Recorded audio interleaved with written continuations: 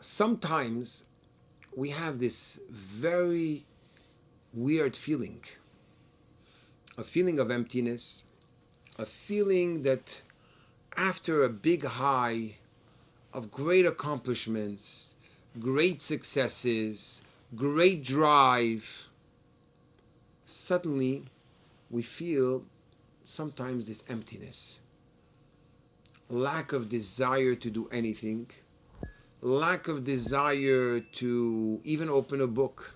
I find myself sometimes I open the Talmud that I'm studying or whichever book I'm studying, and suddenly I just find myself looking at it and it looks at me, and I'm looking at it and it looks at me. And I was saying, what are we doing here? Are we going to start some type of interaction?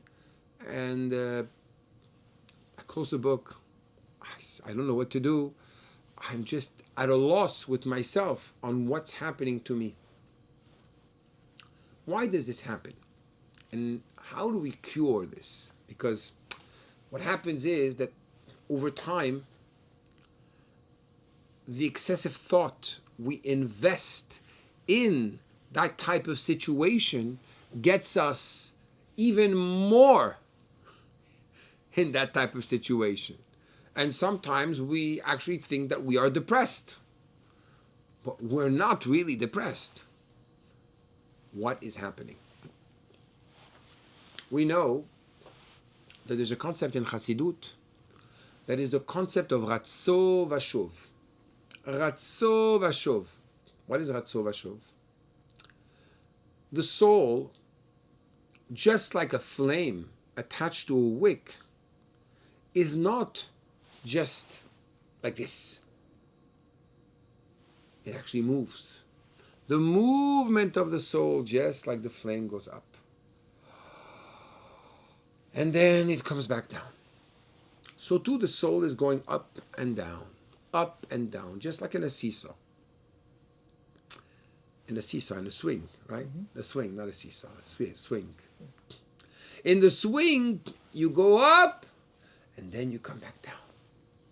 But sometimes the more you come back down, the more you go up. The more you go up, the more you come back down.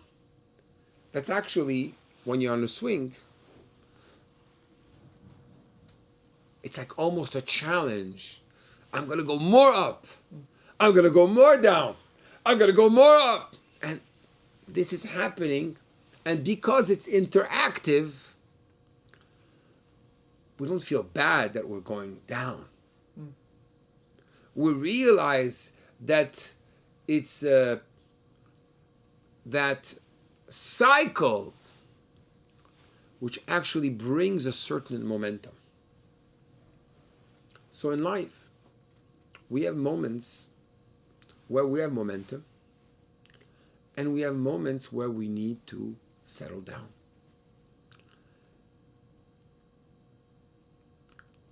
I very much like music, enjoy music. Sometimes you will hear an orchestra play a piece, and you'll hear another orchestra play a piece. It's the same piece. This one really gets you to your core, and the other one doesn't. Why? One is going to get you to your core, first of all, because it's possible that the quality, the heart that's put in to the music is going to be greater. But there's another element we forget. Imagine for a second that I'm saying two notes. Yedid nefesh. And I say, Yedid nefesh. You understand that stop between the Yedid and the nefesh. Yedid nefesh. It was a small stop, but it gave life to the next word. So it's not only the notes, it's the silence between the notes. It's not only the words, it is the silence between the words. And therefore the Sefer Torah is not kosher if it's not if the otiyot are not called what's called mukaf gvil. What does that mean? If the letters are not surrounded by their own space and two letters are touching, that's it, the whole Torah is not kosher. You thought the Torah was only the letters that it says in the Torah. No. Not only the letters in the Torah, it's what's not written there. So, the same thing when you look at the grace of a figure skater or a dancer or somebody that's jumping. The way they operate, that flow, that finding the balance between silence and noise. It's called in Hebrew hashmal. What's hashmal? Talks about the angels. They're called hashmal. Hashmal in Hebrew means electricity. But Chassidut explains what are these angels which are called hashmal. Pe'amim hashot, sometimes they're silent. Pe'amim memalelot, sometimes they speak. Same thing with breathing. What is breathing? Breathing is that movement of ratzo v'shuv. I go up, I go down. I go up, I go down. And once you regulate that, you come to...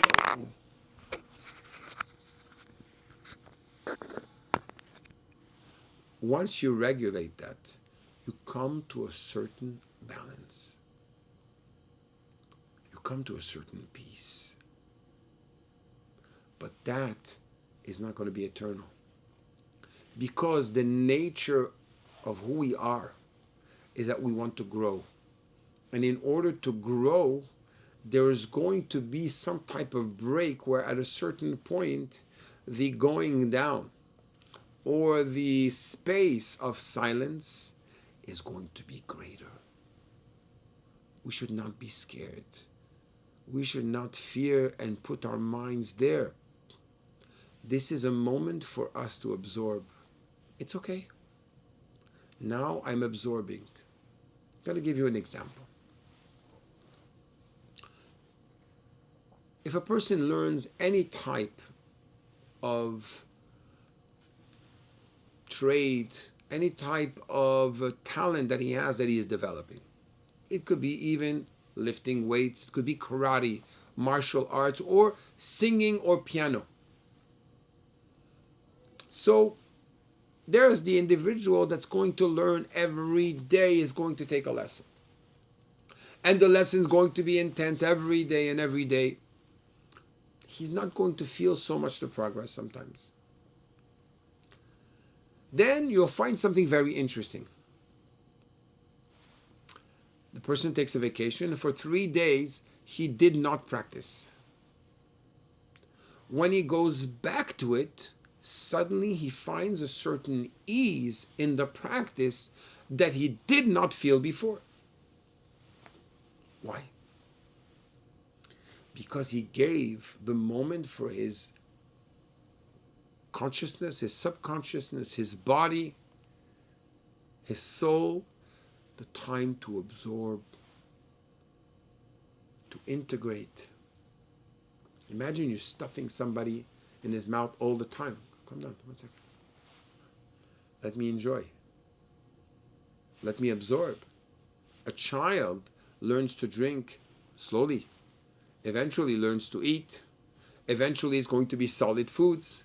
Eventually is going to eat by himself. Eventually, etc., etc.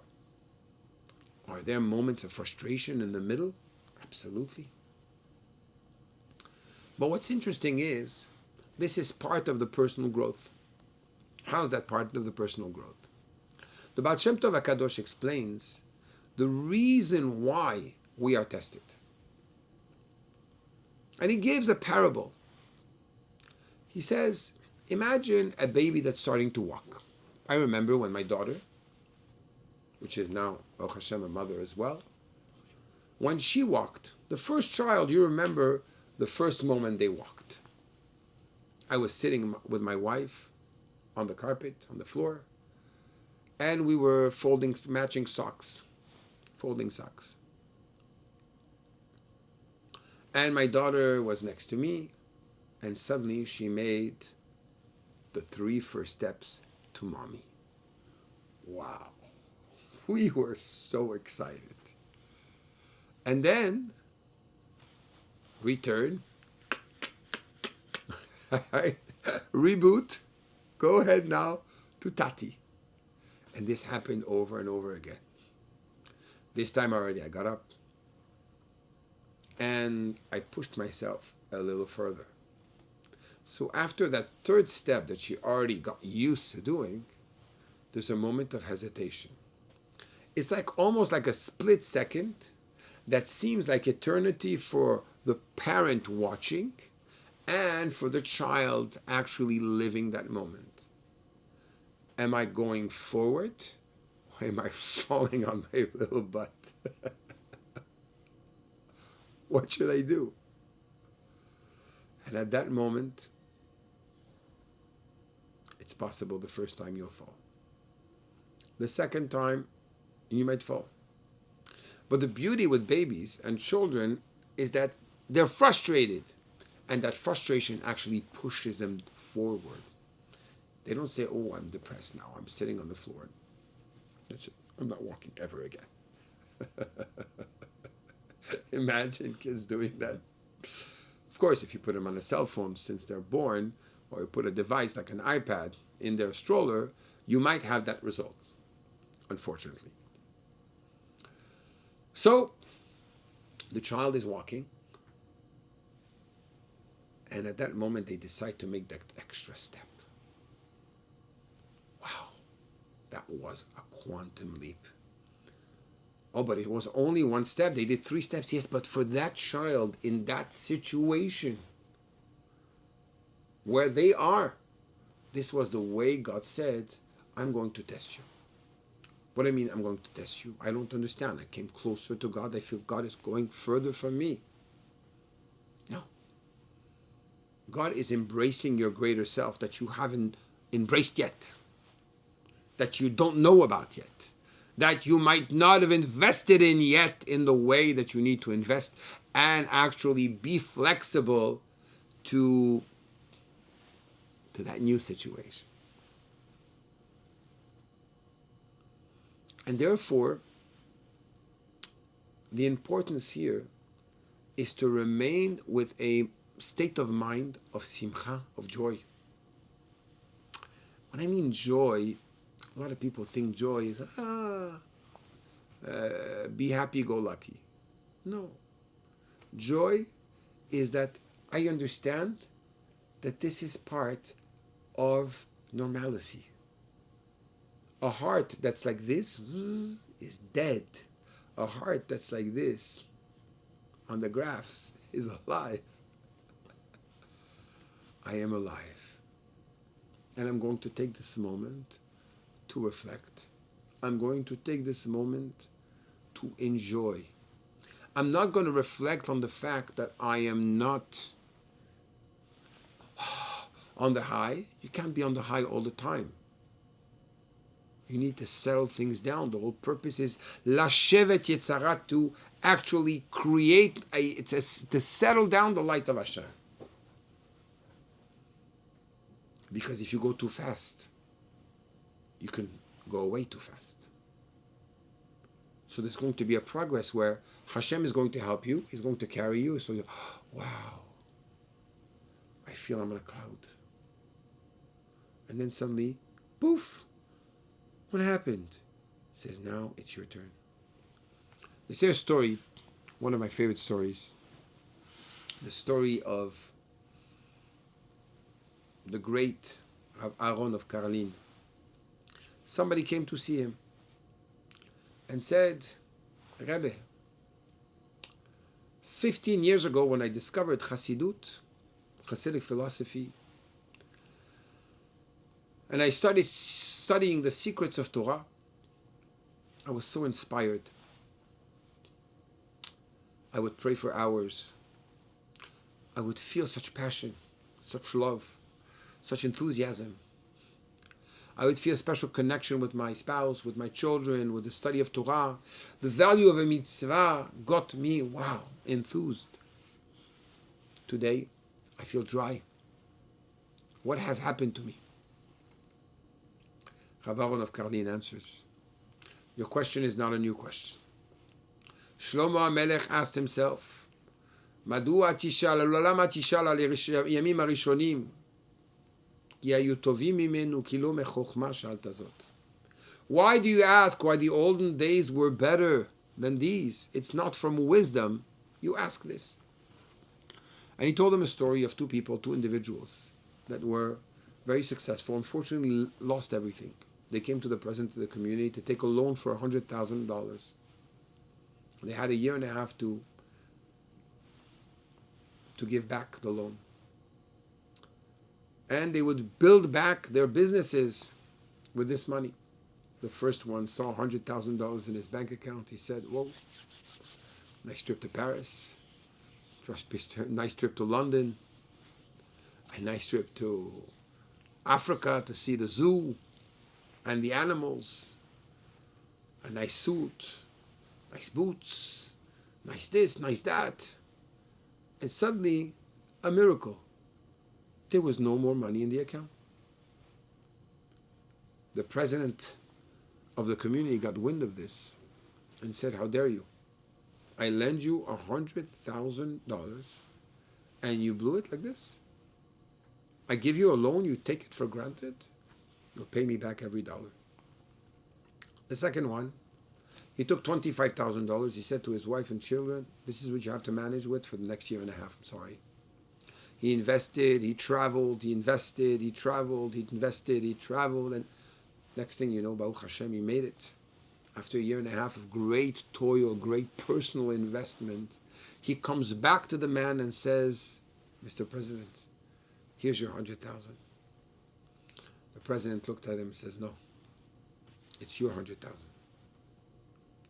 You worked, you toiled, you didn't take it for granted, you didn't take it as a loan. You took it as a loan.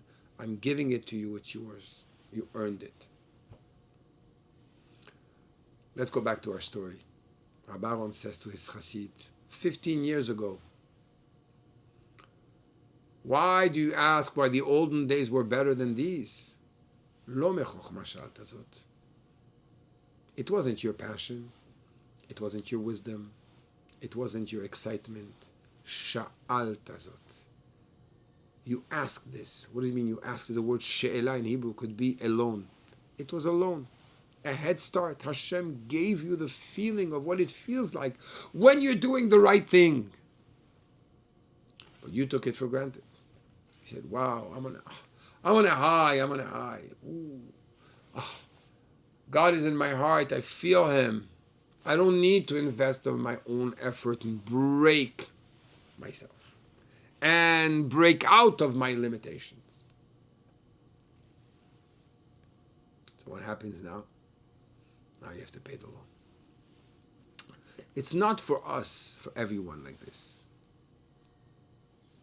But you have to know that each time we do something and we're in the right direction, there's a moment where God is going to see the steps and push us and hold our hand.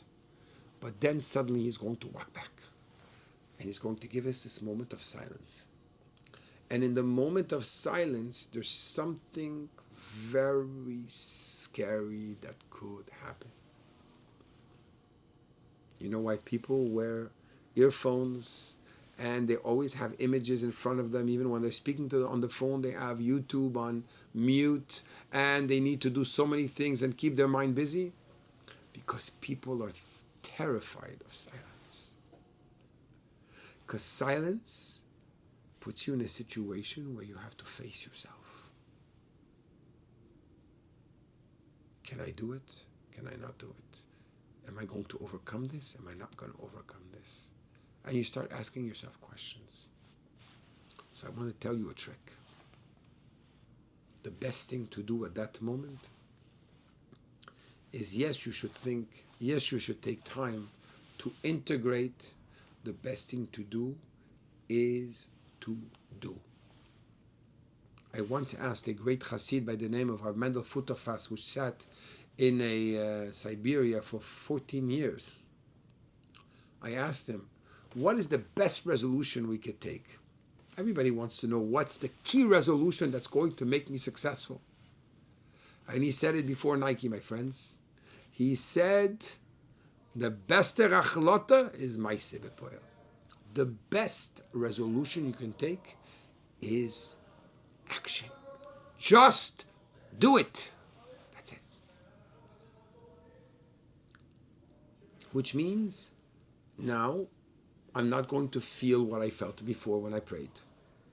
I'm not going to feel that closeness when I was just like before when I was learning and I felt a high on a cloud. Because now I'm actually integrating everything that was given to me. And I'm going to be just like a servant that is subservient to his master. I'm going to do it with joy, because at this moment I'm not doing it because of my ego or my pleasure. I'm doing it, like we say in Hebrew, netto, for the sake of Hashem. That's it. I don't feel like praying today. I don't feel like learning today. I'm going to do my best. And here, this is the moment that Hashem says, now I recognize the true you. That's number one. Do it. Action draws down energy. The second thing, which I think is even more powerful, influence others. Speak to others. Get them to do mitzvot. Get them to do what you were doing that was good. Teach them. Share with them. Then at that moment, Hashem opens a flow of new energy that you were never able to tap into before. Because you're not doing for yourself, you're doing for another. Once you do for another, at that moment, you get a special power of Hashem. That's why it says, Lo nitnavu hanevi'im ela bishvil Yisrael. The prophets that prophesied, they prophesied only because the Jewish people were there to receive the prophecy. You can become a channel once you have something to give. If not, the Torah teaches us that you are like a mosquito. Sorry. A mosquito. A mosquito is machnis ve'eno motzi. Takes in till it dies. Takes in, then pops and dies. It's about receiving and now giving. You are not a receiver. You don't feel you're in a state of receiving. Give. It's just like when you have a rope. When you pull the rope, then automatically the top of the rope is being pulled as well. So you're drawing something new that wasn't there before. So practically speaking, today we learned that it's absolutely normal to be normal. It's absolutely normal to have ups and especially to have downs. It's absolutely normal because this is the flow of life. Put your ego aside. Put yourself to work. Stop sighing. To conclude, they say that Shlomo HaMelech had a ring. On his ring, he had 3 letters. Gimel, Zayin, Yud. That spelled the words, Gam ze ya'avor, this too will pass. What was the wisdom of Shlomo HaMelech, King Solomon?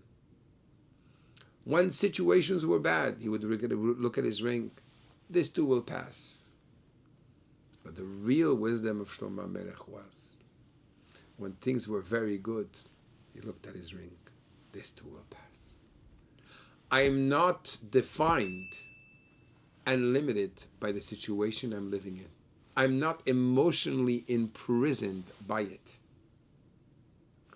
I am connected to myself and to what I need to do, to my mission. The fact that there are ups and downs, it's a bonus. It's part of the great roller coaster life of life. Roller coaster ride of life. Enjoy it.